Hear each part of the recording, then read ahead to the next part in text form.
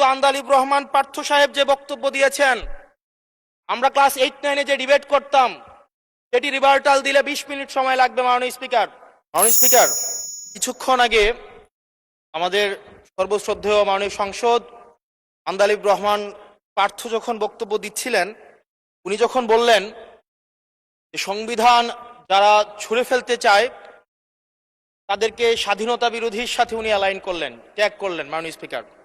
এবং তখন ট্রেজারি বেঞ্চের সম্মানিত মাননীয় মন্ত্রী যারা ছিলেন তারা সেটাকে টেবিল চাপড়িয়ে সেটাকে সমর্থন দিলেন। মাননীয় স্পিকার, গণতন্ত্রের জন্য যিনি আপোষহীন লড়াই করে গিয়েছেন বেগম জিয়া, উনি বলেছিলেন যেদিন জনতার সরকার প্রতিষ্ঠিত হবে, যেদিন এই পার্লামেন্ট জনতার সরকারের কাছে যাবে, এদিন এই সংবিধানকে ছুঁড়ে ফেলা হবে। ট্রেজারি বেঞ্চের যে মন্ত্রীরা ছিলেন তারা দীর্ঘদিন, তাদের সারা জীবন তারা বেগম জিয়ার সাথে রাজনীতি করেছেন। এই সংবিধান ছুঁড়ে ফেলার সাথে স্বাধীনতা যুদ্ধাপরাধীর অ্যালাইন করার সেটার হাততালি তারা দিয়েছেন, সেটির মধ্য দিয়ে বেগম জিয়াকে তারা মূলত অপমান করেছেন কিনা তারা সেটা ভেবে দেখবেন। মাননীয় স্পিকার, আমি বক্তব্য দেওয়ার জন্য অনেক কিছু রেডি করে নিয়ে এসেছিলাম। আমরা আইনমন্ত্রী বলেছেন রুশু পড়ার জন্য, তারপরে হবস পড়ার জন্য, মদিনা সনদ পড়ার জন্য করেছিলাম, কিন্তু আন্দালিব রহমান পার্থ সাহেব যে বক্তব্য দিয়েছেন, আমরা ক্লাস 8-9-এ যে ডিবেট করতাম সেটি রিভার্টাল দিলে 20 মিনিট সময় লাগবে। মাননীয় স্পিকার, আমি ওনার বক্তব্যের রিভার্টাল দিচ্ছি। উনি বলেছেন যে আমি কোট করছি, উনি বলেছেন ৭২-এর সংবিধানের কিছু কিছু বিষয়কে ওনারা সম্মান দিয়েছেন, তার মানে কিছু কিছু বিষয়কে ওনারা সম্মান দেয় নাই। তার মানে এই অভ্যুত্থানের পরে এই সংবিধানের কিছু অংশ ওনারা মেনেছেন, কিছু অংশ ওনারা মানেন নাই। ওনারা কেবল ওই অংশটাই মেনেছেন যে অংশটা ওনাদের পক্ষে গিয়েছে, যে অংশটা ওনাদের বিপক্ষে গিয়েছে এই অংশটা ওনারা মানেন নাই।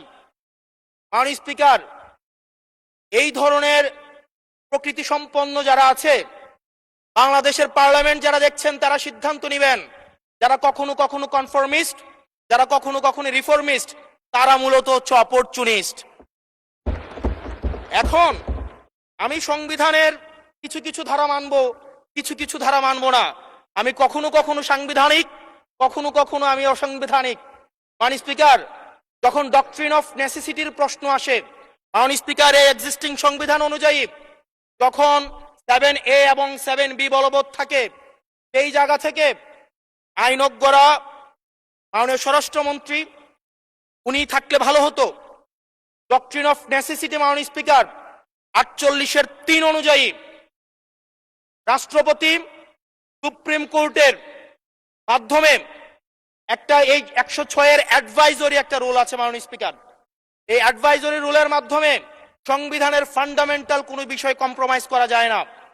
মাননীয় স্পিকার, যদি আমি এই সংবিধান মানি তাহলে এই অন্তর্বর্তীকালীন সরকারের বৈধতা প্রশ্নবিদ্ধ হয়। মাননীয় স্পিকার, যদি এই সংবিধানকে আমি ধারণ করতে চাই, মেনে চলতে চাই, সেদিন 64 বিধি অনুযায়ী অ্যাটর্নি জেনারেল নিয়োগ দেওয়া হয়েছিল 6 আগস্ট। মাননীয় স্পিকার, এই সংসদে প্রশ্ন রাখতে চাই, তৎকালীন বর্তমান রাষ্ট্রপতি টুপ্পু, তখন বলা হয়েছে অ্যাটর্নি জেনারেল নিয়োগ দেওয়ার ক্ষেত্রে প্রধানমন্ত্রীর সাথে আলোচনা করতে হবে। সেদিন কোন প্রধানমন্ত্রীর সাথে আলোচনা করা হয়েছিল সেটা আমাদেরকে অ্যাটর্নি জেনারেল জানাবেন।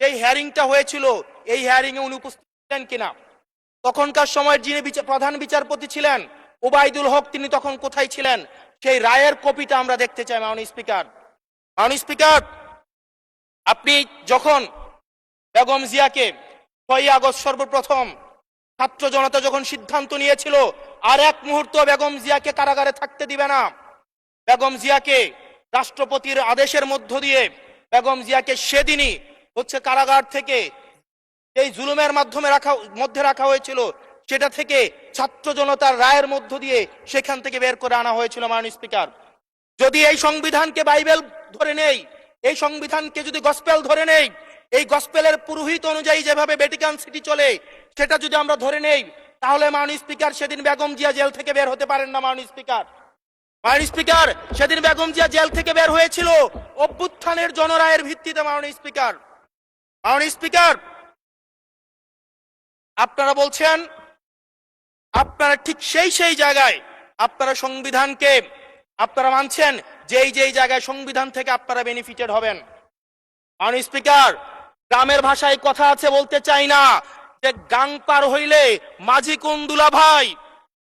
ছাত্ররা, আপনাদের নেতা কর্মীরা গত 17 বছর ধান খেতে ঘুমাইতে হয়েছে,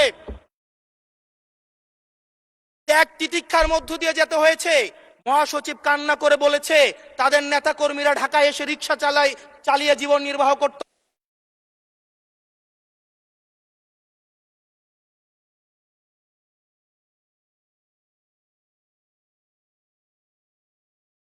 এক মিনিট বলেন।